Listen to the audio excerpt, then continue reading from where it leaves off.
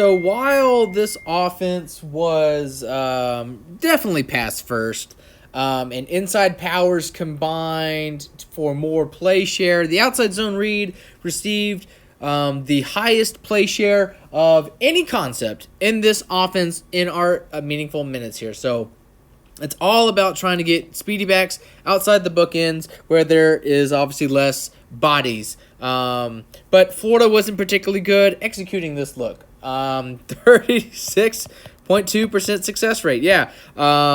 It's never too good to give a whole lot of reps to something that doesn't necessarily give you good returns. But this was a pretty good rep in week 1 against one of the worst defenses in the SEC. So, again, you're taking a flatter path than you would on inside zones. You're just more concerned about reaching your man than blowing them off the ball. So, reading the backside defender based on what he does determines whether it's a keep or a give.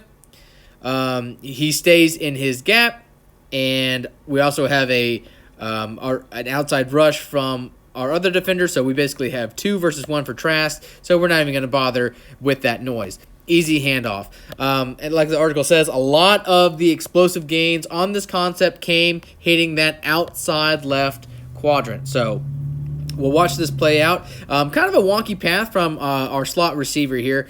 He's not sure if he's going to bend back on that linebacker, but he correctly identifies at the last moment, no, he should definitely be working that way. So we'll watch it here. We have a reach, and a little bit of a seal back to make sure we don't get any leakage inside. But once the ball is hand off, these two guys are too far away for us to even matter, and it's all about just getting a hat on a hat. So, ironically, even though this team had a decent amount of success generating explosive gains, it still averaged less than 2 yards before contact on average on this look. And that's exactly kind of what happens here.